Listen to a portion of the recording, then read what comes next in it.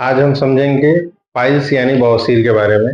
यह कैसे होता है, होने पे क्या-क्या परेशानी होती है, किस तरीके से रहें तो इससे बचाव हो सकता है, क्या खाएँ, क्या पिएँ या क्या दवाई लें जिससे ठीक हो सकते हैं।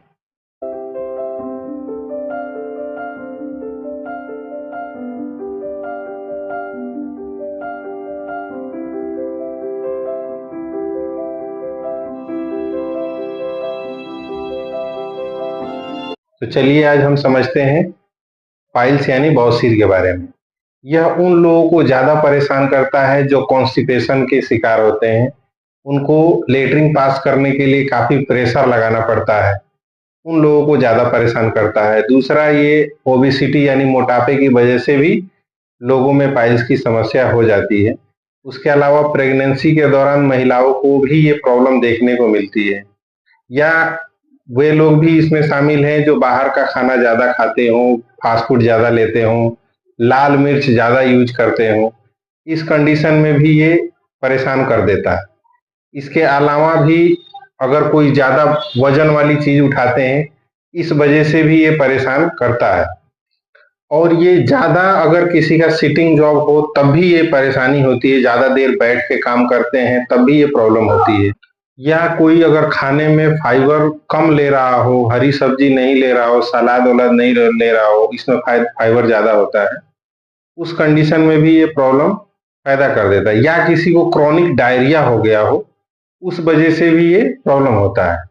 हेमोरॉइड पाइल्स मेनली 3 प्रकार के होते हैं। इसमें इंटरनल होता है, एक्सटर्नल होता है और कॉम्बाइंड होता है।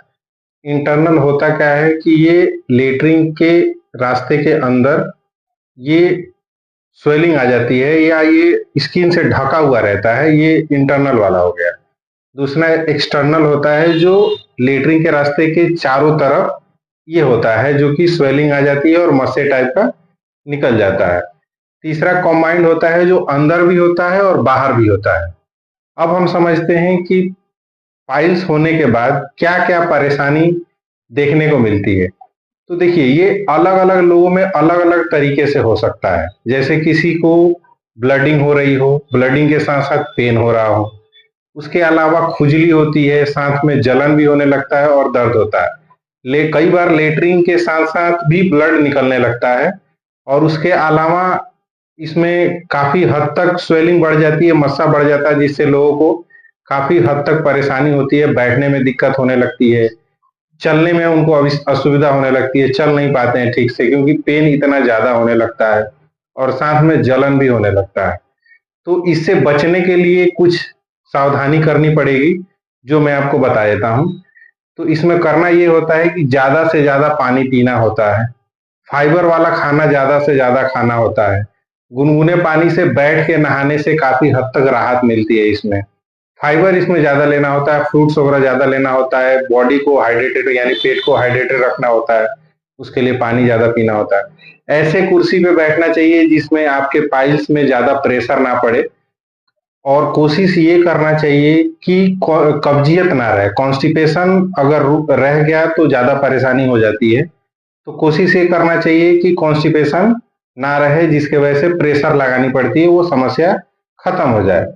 उसके अलावा लेटरिन के रास्ते के पास में मॉइस्चराइज रखना चाहिए, उसके लिए आप वैसलीन लगा सकते हैं, जिससे मॉइस्चराइज रहे। साफ-सुथरा कॉटन का कपड़ा यूज़ कर सकते हैं सफाई करने के लिए, क्योंकि इन्फेक्शन बढ़ने का ज़्यादा खतरा होता है।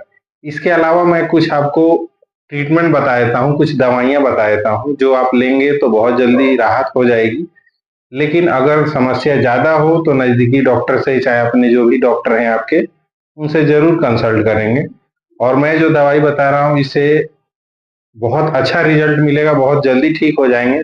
देखिए, जो दवाई है उसमें मैक्रोएड टैबलेट आता है जो 500 और 1000 एमजी में आता है। तो 1000 एमजी का जो टैबलेट होता है वो एक-एक टैबलेट दिन भर में 3 बार लेना होता है। ये 4 दिन तक लेने के बाद 4 दिन पहले लेना होता है।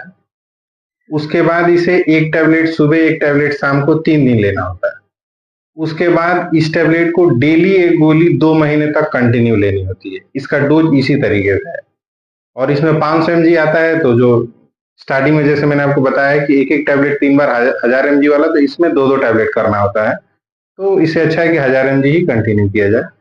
इसके अलावा अगर किसी को कॉन्स्टिपेशन की समस्या है तो क्रीमाफिन प्लस सिरप ले सकते हैं। इसे लेने से स्टूल पतला हो जाएगा। ये बहुत जरूरी भी है स्टूल पतला करना, क्योंकि अगर जितना स्टूल पतला रहेगा उतना प्रेशर नहीं पड़ेगा। तो ये लेने से स्टूल पतला हो जाएगा, कॉन्स्टिपेशन की समस्या खत्म हो जाएगी। किसी को गैस ज्यादा बनती है तो गैस के लिए वो रेवेसेक DSR ले सकते हैं, जो एसिडिटी नहीं होने देगा। अगर किसी को पाइल्स में जो ब्लड की ज्यादा लॉसेस हो गई हो तो उस कंडीशन में फिपोलजेड की टैबलेट लेने से वो मेंटेन कर देगा। अगर वीकनेस हो रहा है तो मल्टीविटामिन लेने से वो ठीक हो जाएगा। उसके अलावा कुछ एक जाइलोकेन 2% करके जेली आता है, जो सुबह शाम लेटरिन करने से पहले लगा लेने से क्या होता है कि स्टूल जब पास होगी तो दर्द नहीं होगा, इसके लिए होता है। उसके अलावा बेटाडीन का बाथ लेना होता है, जो कि गुनगुने पानी में बेटाडीन लोशन को डाल के उसमें बैठना होता है, जिससे स्वेलिंग और इचिंग वगैरह काफी हद तक अगर जख्म हो गया हो तो वो ठीक हो जाती है। इसके साथ साथ खाने पीने में जो मैंने आपको बताया है वो परहेज रखना होता है, और ये दवाई लेने से काफी हद तक रिलीफ हो जाता है और आराम हो जाता है। साथ में हिमालय कंपनी की पाइलेक्स टैबलेट भी ले सकते हैं, जो दिन भर में 3 बार ले सकते हैं। उससे भी बहुत जल्दी आपको रिलीफ हो जाएगा। थैंक यू, धन्यवाद।